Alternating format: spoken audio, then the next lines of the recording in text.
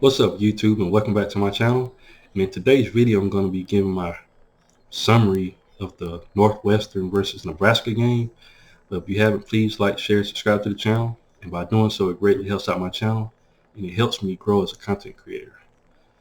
We all watched the game yesterday, guys, and it's a pretty good game. And there was a lot of hype going in with Nebraska this year. A lot of people was thinking, it was going to be a good year and have a turnaround. And that wasn't the case. They lost their first game against Northwestern, team they beat, I think 56-7 last year, guys. And we heard in the offseason, uh, Scott Frost talking about, how hard they was working in camp and stuff like that before the season started, and didn't show in the game yesterday, guys. And I got some stats on the game that I'm gonna give out. As far as passing, Nebraska quarterback Thompson, he was 25 for 42. And he threw for 355 yards, guys, and he had one touchdown, but he had two interceptions. So uh, versus Northwestern quarterback Helinski, he was 27 of 38 for 314 yards passing with two touchdowns. So, um, Thompson outgained him as far as passing, but it didn't matter with the two interceptions. Costly interceptions. As far as the rushing yards, Grant from Nebraska, he was 19. He had 19 carries for 101 yards with two touchdowns. He was a beast out there. He was playing very, very well, guys. As far as Northwestern, Hull, he was 22 carries with 119 yards and one touchdown. So, they both got about the same yards. Nebraska outgained them on the ground a little bit more, but,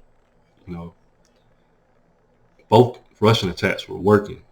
The game just, went back and forth at first. And then as far as receiving, their little receiver from Nebraska, Garcia, he had 4 receptions for 120 yards and one touchdown. So that's pretty good yardage receiving. And Northwestern had 8 receptions for 97 yards. So like I said, guys, when you look at it on paper, these two teams it seemed like there was neck and neck. And at one point, Nebraska got the win, not the win, but got the lead.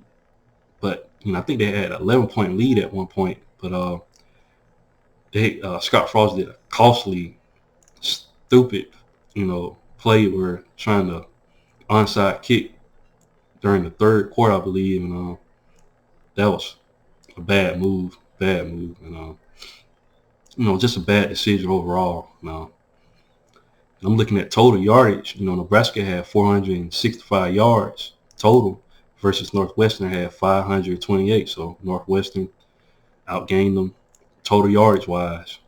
And for rushing for Nebraska, they had 110 yards rushing and Northwestern 214. So like I said, outgained them again.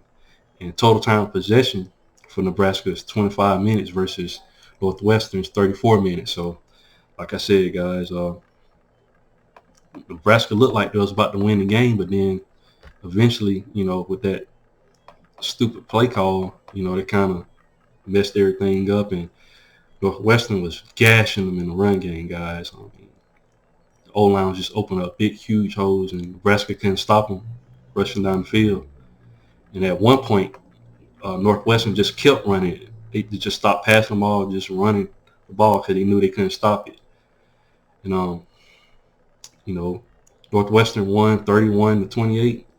Like I said, guys, this is a team Nebraska beat soundly last year, and it seems like the team as a whole hasn't progressed. And this comes from a coach in Scott Frost. He took a UCF team, that was bad one year and turned around and they won their conference. They even went so far as claiming being the national champion in 2017, I believe. So, but I hate it for him. This is his dream job. He played for Nebraska, and to come up short like this, I imagine, a lot of Nebraska fans are, ready to fire him, this is not a bad look. I mean, this is a bad look, going forward. And they got some tough games down the road. They still got to go through Oklahoma and other teams in the Big Ten. So